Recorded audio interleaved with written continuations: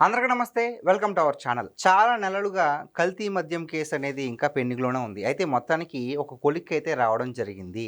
So, ఈ అంశం పైన మనతో పాటు విశ్లేషించడానికి ఉన్నారు పొలిటికల్ అనలిస్ట్ శ్రీలీల గారు. మేడం నమస్తే అండి. నమస్తే. మేడం, లిక్కర్ స్కామే అనుకుంటే కల్తీ మద్యం వ్యవహారం చాలా నెలల నుంచి కొనసాగుతూనే ఉంది. మొత్తానికైతే దీంట్లో కింగ్ పిన్‌గా జోగి రమేష్ గారే వ్యవహరించారు అని చెప్పేసి సిట్ అయితే ఏకంగా 1300 పేజీల ఛార్జ్ షీట్‌ని కోర్టుకైతే సబ్మిట్ చేయడం జరిగింది.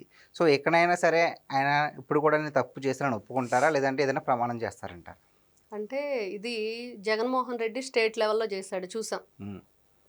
అందరికీ తెలుసు ఆ విషయం. ఈ ఎవరైతే రాజ్ కసిరెడ్డి హ్మ్. ఇంకా చాలా మంది ఉన్నారు ఆ బ్యాచ్.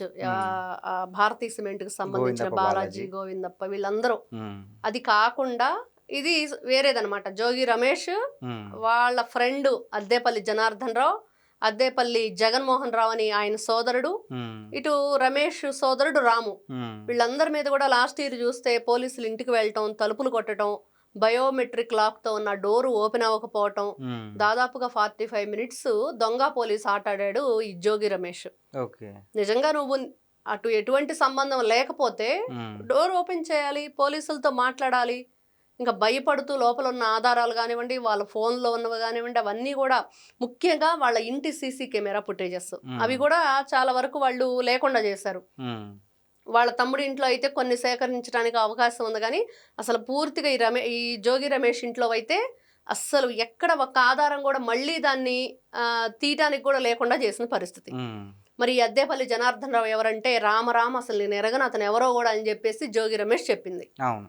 మరి ఎవరంటే నీకు తెలిసిన వ్యక్తే, నీ ఇంటి పక్కనే ఉన్నాడు, చిన్నప్పుడు మీరిద్దరు కలిసి జీడీలు కూడా కొనుక్కోవడానికి వెళ్ళారని చెప్పి నువ్వే చెప్పావు కదరా బాబు హ్మ్. మీడియా ముఖంగా అని చెప్పి అంటే ఫోటోలతో సహా, ప్రూఫ్స్తో సహా, ట్రాన్సాక్షన్స్, వీళ్ళ యొక్క బ్యాంక్ డీటెయిల్స్ కానీ, డీటెయిల్స్ ఆ బ్యాంక్ నుంచి వచ్చిన అమౌంట్ ఎక్కడికి వెళ్ళింది అనేవి కానీ హ్మ్. చూస్తే వాటితో చూపించినా కూడా చివరికి విత్ ప్రూఫ్స్తో అబ్బబ్బే అది ఎందుకు వేసామో కూడా గుర్తులేదు, మాకు తెలియదు, గుర్తులేదు, మర్చిపోయా. హ్మ్. ఇది వీళ్ళు గోవా నుంచి స్టిక్కర్లు, దానికి సంబంధించిన లేబులు, క్యాపులు, బాటిళ్ళు, ఆ స్పిరిట్ ఏదైతే అది, హ్మ్. దానికి ఆ ఎసెన్స్ ఫ్లేవర్ ఉండిద్ది కదా అవి, హ్మ్. అవన్నీ కూడా తెచ్చుకోవడం జరిగింది.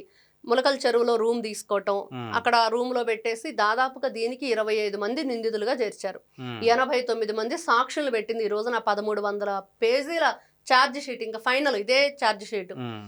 ఇంత దారుణంగా చేసి ప్రజల ప్రాణాలతో ఆటలాడటమే కాకుండా హ్మ్. మాకేం తెలియదు అని చెప్పే వీళ్ళ ఆలోచన ఏదైతే ఉందో, హ్మ్. ఏ విధంగా చూడాలి జోగి రమేష్ని చెప్పండి. హ్మ్.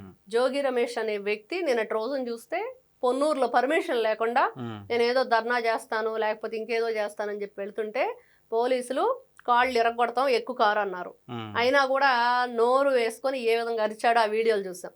అంటే వాళ్ళ విధానం చూడండి, తప్పులు చేయటం, తప్పించుకునే ప్రయత్నం చేయటం, హ్మ్. తీరా దొరికాక అరే తెలియదు, గుర్తులేదు, మర్చిపోయా అని చెప్పటం, హ్మ్. లేకపోతే ఎదురు దాడి మళ్ళీ తిరిగి పోలీసుల్ని క్వశ్చన్ చేయటం, లేదా నువ్వేంటి మర్యాద ఇవ్వకుండా మాట్లాడుతున్నావు, నేను మాజీ మంత్రినను, ఎమ్మెల్యేనను, ఏంటి నీ సంగతి తేలుస్తాం వింటున్నాం కదా వైఎస్ఆర్సీపీ పార్టీ మాటలు. హ్మ్. మేము అధికారంలోకి వస్తే మళ్ళీ మీ సంగతి చూస్తాము. ఇంకా రక్తంతో హోలీ చేస్తాము.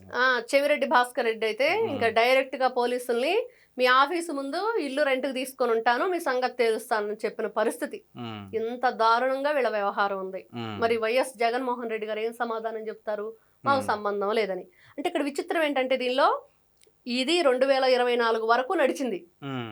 నడిచిన తర్వాత లాస్ట్ మూమెంట్లో వీళ్ళ ప్లాన్ ఏంటంటే జయచంద్రారెడ్డి అని చెప్పి టీడీకి సంబంధించిన వ్యక్తిని దీంట్లో ఇన్వాల్వ్ అయ్యేటట్లు అతని ద్వారా కొన్ని ట్రాన్సాక్షన్స్ చేయించి హ్మ్. మరి ఎక్కడ అనుమానం రాకుండా వీళ్ళ ఎక్సైజ్ శాఖకి ఈ జోగి రమేషే కంప్లైంట్ ఇచ్చిన పరిస్థితి. అంటే ఓకే. కూటమి ప్రభుత్వం మీద దీన్ని తోయాలనేది. హ్మ్. అంటే నువ్వు తీసిన గోతులో నువ్వే పడతా ఉన్నట్లుగా అది తారుమారయ్యి చివరికి అసలు విషయాలు బట్టబయలేని. అంటే ఒకవేళ ఆయన కంప్లెయింట్ ఇవ్వకపోతే గనక ఇప్పటికీ కూడా అది రహస్యంగానే ఉండేదంటారా మేడం? అంటే ఇక్కడ కొంతకాలం అంటే ఈ అద్దేపల్లి జనార్దన్ రావు అనే వ్యక్తికి ఇతను ఏం చెప్పాడు, హ్మ్. నీకు 3 కోట్ల రూపాయలు డబ్బులు ఇస్తాను, హ్మ్. అది తీసుకుని నువ్వు ఆఫ్రికా వెళ్ళి డిస్టిలరీస్ పెట్టుకుని హ్యాపీగా బిందాస్గా బతుకుని హ్మ్. ఇక్కడ నువ్వు అదొక చిన్న రూము. అంటే భయంగా చేస్తున్నారు నకిలీ మద్యం. హ్మ్. ఎప్పుడు దొరికినా కూడా క్లోజ్ ఇంకా అదే భయంతో అద్దేపల్లి జనార్దన్ రావు ప్రతిసారి రమేష్ని అడగటం, ఎన్ని రోజులు, ఇదిగో ఇన్ని రోజులు అని చెప్పావు, మరి ఆ గడువు తర్వాత మళ్ళీ ఏంటి నెక్స్ట్ ఏంటి అనేది ఉండిద్ది కదా, అవన్నీ అక్కడ లేకుండా చేయాలి. ఆ రూమ్ అద్దెకు తీసుకున్నప్పుడు ఆ చుట్టుపక్కల ప్రాంతాల వాళ్ళకి తెలుస్తుంది. మరి పోలీసుల దృష్టికి వెళ్తే నా భవిష్యత్తు ఏంటి అనేది ఉండిద్ది కదా వాళ్ళకి. మరి జోగి రమేష్ ఇంకా కొన్ని రోజులు ఆగు ఆగు అని చెప్పేసి అతను వీళ్ళ ఇంటికి రావటం కానివ్వండి, అవన్నీ సీసీటీవీలో రికార్డ్ అయిన విషయాలు, ఇవన్నీ కూడా ఇన్ని రకాల సాక్ష్యాలు ఉన్నా కూడా మరి మాకు తెలియదు విత్ ప్రూఫ్స్ తో, మీకు బ్యాంక్ ట్రాన్సాక్షన్స్ చూపించినా కూడా ఎందుకు వేసానో మర్చిపోయాను అని అంటుంటే వాళ్ళని ఏ విధంగా చూడాలంటే సరిగ్గా ట్రీట్మెంట్ ఇవ్వట్లేదు పోలీసులు, సరైన ట్రీట్మెంట్ ఇస్తే అప్పుడు అసలు నిజాలు బయటికి కక్కుతారు అనేది ఈ రోజున అందరూ అడుగుతున్న విషయం. అంతే కదా, అబద్ధాలు చెప్పేవాళ్ళు, నిజాలు దాచేవాళ్ళు, నీకు ఆధారాలతో సహా చూపిస్తున్నా కూడా అలా మాట్లాడే వాళ్ళని ఏం చేయాలి?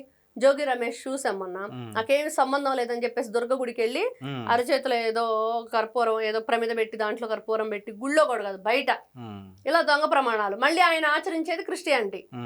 ఇలాంటివన్నీ కూడా అంటే వీళ్ళు నకిలీ పనులే కాదు, నకిలీ మద్యమే కాదు, నకిలీ మాటలే కాదు, నకిలీ పరిపాలన కూడా కొనసాగించారు గతంలో. ఇంత దారుణాలకు పాల్పడి చివరికి వాళ్ళు చేసిన తప్పులకి వాళ్ళు శిక్ష అనుభవిస్తూ అసలు దొంగలు వీళ్ళే అనేది ఈ రోజున సిట్ నిర్ధారించేసింది. ఇక నెక్స్ట్ అరెస్ట్ అంటారా? చేయాలిగా, మరి అరెస్ట్ చెయ్యాలి. ఇన్వెస్టిగేషన్ స్టార్ట్ చేశారు ఆల్రెడీ. ఇదంతా అయిపోయిన తర్వాత ఈ రోజున వాళ్ళని విచారణ కూర్చోబెట్టాలి. మళ్ళీ గతంలో రాముని రమేష్ ఇద్దరిని కూర్చోబెడితే మళ్ళీ బెయిల్ మీద బయటకు వచ్చారు. ఇప్పుడు ఆ బెయిల్ తీసేసి క్లోజ్ చేసేయాలి. ఇంకా బెయిల్ లేదు ఏం లేదు బాబు, రండి కొట్టేయాలి, కోర్టు కొట్టేసి వచ్చి కూర్చోండి. అసలు విషయాలు పోలీసులు అసలు నిజానిజాలు వాళ్ళ చేత ఒప్పిస్తారా, మరి ఇంకా వీళ్ళు ముందస్తు బెయిల్కి మళ్ళీ వెళ్తారా? ఈ రోజున అదే కదా వాళ్ళకి, అదే నిందితులకి ఈ రోజున పెద్ద ఆసరాగా అండగా మారింది. ముందస్తు బెయిల్కి వెళ్ళటం, బెయిల్ రాగానే మళ్ళీ బయటకు వచ్చేసి తిరిగి వీళ్ళేదో నీతిమంతుల్లాగా అసలు ప్రజలకు మంచి చేసే వ్యక్తుల్ని క్వశ్చన్ చేయటం. ఇంతకంటే దారుణం ఇంకోటి ఉండదు సొసైటీలో. ఈ రోజున వైఎస్ఆర్సీపీ పార్టీ వాళ్ళందరూ కూడా గతంలో చేసిన తప్పులకి, అవినీతికి, వాళ్ళు చేసిన దౌర్జన్యాలకి, దురాగతాలకి ప్రజలను ఎన్ని రకాలుగా ఇబ్బందులు గురి చేశారు అవన్నీ మనం చూస్తున్నా. తిరిగి మీడియా ముందుకు వచ్చి చూడండి ఎలా మాట్లాడతారో, ఏమి తెలియనట్లుగా. ఇట్లాంటి వ్యక్తులకు ఎలాంటి శిక్ష వేయాలి, చట్టంలో మార్పులు రావాలి, ఖచ్చితంగా వీళ్ళకి శిక్ష పడే విధంగా సెక్షన్లు మారాలి, ఇలాంటి వ్యక్తులు బయటికి రాకుండా చేయండి అనేది ఈ రోజున ప్రజాస్వామ్యంలో ఉన్న ప్రజలందరూ ప్రజాస్వామ్యాన్ని కాపాడండి అని చెప్పి కోరుకుంటున్నారు. ఓకే, చూసారు కదండి, ఎవరు తీసిన గోతులో వాళ్ళే పడతారు అన్నట్లుగా మరి జోగి రమేష్ గారు ఒక ప్లాన్ చేస్తే, అంటే తాను ఒకటి తెలిస్తే దైవం ఒకటి తెలిసినట్టు జోగి రమేష్ గారి పరిస్థితి అయితే అయిపోయింది అని చెప్పేసి లీలా గారు చెప్తున్నారు. మరి ఈ వీడియో పైన మీ విలువైన అభిప్రాయాన్ని కామెంట్ రూపంలో తెలియజేయండి.